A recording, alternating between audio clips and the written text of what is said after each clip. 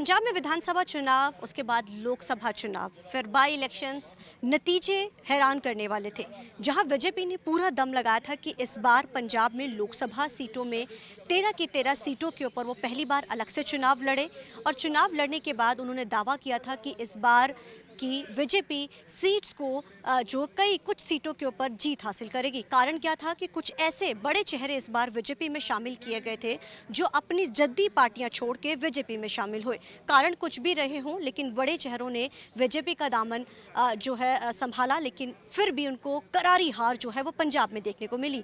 अब पंजाब में किस तरीके का बीजेपी का सिनेरियो है, कैसी तैयारियां बीजेपी आने वाले समय में करने वाली है, क्योंकि बीजेपी प्रधान की क्या भूमिका रही है, हम इन सब पर चर्चा करेंगे। हमारे साथ बात करने के लिए बीजेपी के स्पोक्स पर्सन मौजूद हैं। विनीत जी, लोकसभा चुनाव, विधानसभा चुनाव के नतीजे तो चलो देखो सबको हैरान करने वाले थे, लेकिन लोकसभा चुनाव के नतीजों ने इसलिए हैरान कर दिया। बड़ी रैलियां, बड़े चेहरे और पीएम की खुद की कई रैलियां यहाँ पर, और उसके बाद सबसे अहम बात कि बड़े चेहरों को बीजेपी में शामिल किया गया कि कहीं ना कहीं सीट जो है पंजाब में खाता खोला जाए।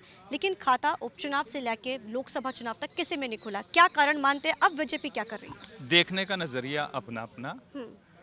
भारतीय जनता पार्टी ने लगभग 25-26 साल बाद 2022 के विधानसभा चुनावों में 117 सीटों पे चुनाव लड़ा। तो 117 सीटों पे जो वोट पड़ी, अब उसके बाद आ गई 2 साल बाद लोकसभा चुनाव, और लोकसभा चुनाव में 13 लोकसभा में लड़ा, मतलब 117 विधानसभा से ही 13 लोकसभा बनती है, उस पर चुनाव लड़ा।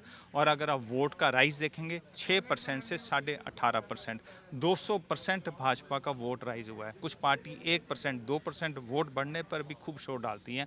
हमारा 200% वोट जो है पंजाब में बढ़ा है। वो क्यों बढ़ा? पहला, हमारी पार्टी ने 117 पे चुनाव लड़ा या 13 लोकसभा पे लड़ा। दूसरा, दूसरी पार्टियों के प्रमुख नेता जिनको लगता था कि भारतीय जनता पार्टी और नरेंद्र मोदी यही देश को आगे लेके जा सकते हैं, इसलिए उन्होंने भाजपा को ज्वाइन किया। और इसके साथ साथ पूरे पंजाब के लोगों में आम आदमी पार्टी से मोह भंग होना, इन 3 कारणों से हम 18-18.5% पे पहुँचे। अब अगले 2-2.5 साल के अंदर 2027 तक हमें सिर्फ 3 या 4% का सफ़र तय करना है। आप देखेंगे तो 21% के आसपास कांग्रेस है और 21-22% के आसपास आम आदमी पार्टी है। तो हमें सिर्फ अब 3% का या 4% का सफ़र तय करना है। तो अगर हम 6 से 18 आ सकते हैं, तो अगर 2-2.5 साल में हम 18 से 25-26 तक पहुंच सकते हैं। और हमें पूर्ण विश्वास है कि हमारे प्रदेश अध्यक्ष श्री सुनील जाखड़ जी के नेतृत्व में हमने 13 लोकसभा में ऐतिहासिक वोटों का शेयर लेकर प्रदर्शन किया है। उनके नेतृत्व में हम जो है विधानसभा चुनाव में भी अपनी सरकार बनाएंगे। नीचे कहीं ना कहीं जो ये बात भी कही जा रही है कि जिस तरीके से चेहरे बड़े आए बीजेपी में, कहीं ना कहीं लग रहा था कि इस बार बड़ा वो देखा जाएगा। भाईवाल पार्टी से अलग आप चुनाव लड़े, हालांकि उनकी तो 10 की 10 सीटों पे जमानत तक जब्त हो गया अकाली दल की। आप वोट शेयर की बात कर रहे हैं, लगता है कि 2027 में ये वोट शेयर बढ़ पाएगा या कुछ और चेहरे भी, क्योंकि उन चेहरों ने भी कमाल नहीं कर पाए जिन्होंने अपनी पार्टी में अच्छी लीड से जीत हासिल अब की। देखिए ना, 6 से अगर 18% हुआ तो उसको क्या बोलेंगे आप? वो किन के कारण हुआ? भारतीय जनता पार्टी की नीतियों के कारण हुआ, लोगों का आम आदमी मोह भंग होने के कारण हुआ, और साथ में जो दूसरे पार्टी के नेता हमारी पार्टी में इस कारण हुआ।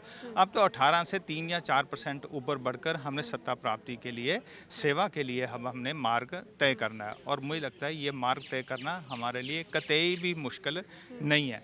मुझे पूर्ण विश्वास है कि आने वाले 2-2.5 साल के अंदर हम जनता की सेवा कर कर, जनता के मुद्दों के साथ जुड़कर, जनता की लड़ाई लड़कर, और ख़ास करके शहीदों के नाम को इनकैश करके सत्ता में आने वाली आम आदमी पार्टी, सच के नाम पे लगातार झूठ बोले आम आदमी पार्टी के वायदों को एक्सपोज कर कर हम जो है 2027 में पूर्ण बहुमत के साथ भारतीय जनता पार्टी की सरकार पंजाब में अवश्य बनाएंगे। विनीत जी, बात ये भी चल रही है कि कहीं ना कहीं सुनील जाखड़ जो बीजेपी प्रधान हैं, उनकी टर्म में जिस तरीके से चुनाव हुए और नतीजे सबके सामने हैं, कहीं ना कहीं अब कहा जा रहा है कि चेहरा बदलने की तैयारी जो कवायद है पंजाब भाजपा में शुरू हो चुकी है। अब प्रधान की कमाल, क्योंकि मौजूदा एमएलए को हटाया गया प्रधानगी से, सुनील जाखड़ को लेके आया गया। कहीं ना कहीं नाराज़गी वर्करों में देखी गई, जो पुराने वर्कर्स थे बीजेपी के। अब जो वहाँ पे कांग्रेस वर्सेस भाजपा चलने लग गया था भाजपा दफ्तर में ही, तो लगता है कि अब चेहरा बदला जाएगा। ऐसा कि भारतीय जनता पार्टी के ऑफिस के अंदर कोई कांग्रेस वर्सेस बीजेपी नहीं है। सब भारतीय जनता पार्टी के कार्यकर्ता हैं, नेता हैं और सब सिर जोड़ के संघर्ष कर रहे हैं और तभी जो है हमने 6 से 18% का सफ़र लगभग 2 साल के अंदर तय किया। क्या तो लगता है? इसलिए दूसरी बात जो है कि भी जाखड़ साहब को बदलने की या प्रदेश अध्यक्ष नया नियुक्त करने की चर्चा है, ये चर्चाएं हैं, अफवाहें हैं, वास्तविकता में कुछ नहीं।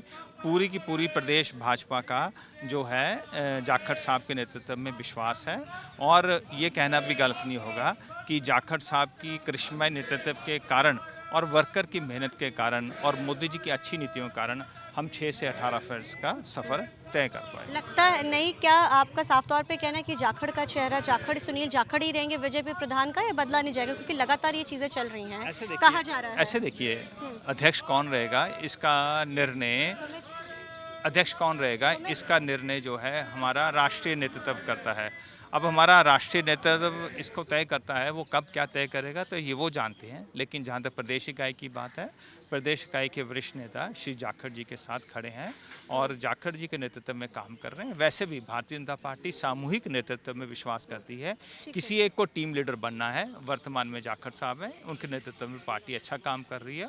बदलाव की भारतीय जनता पार्टी के अंदर कोई भी चर्चा नहीं है। तो ये थे हमारे साथ बात करने के लिए विनीत जोशी, जिन्होंने कहा कि चर्चा नहीं है, लेकिन ये ज़रूर कहा जा रहा है कि बदला जा सकता है चेहरा, लेकिन इसको नकारा जा रहा है। अब देखने वाला बड़ा अहम रहेगा कि आने वाले समय में क्या सुनील जाखड़ के चेहरे के साथ ही क्या जो कि उनकी अगुवाई के हेठ ही 2027 के चुनाव लड़े जाते हैं, या फिर बीजेपी प्रधान का एक बार फिर से चेहरा पंजाब में बदला जाता है। कैमरामैन अलजिंदर के साथ चंडीगढ़ से TV9 के लिए अमनप्रीत कौर।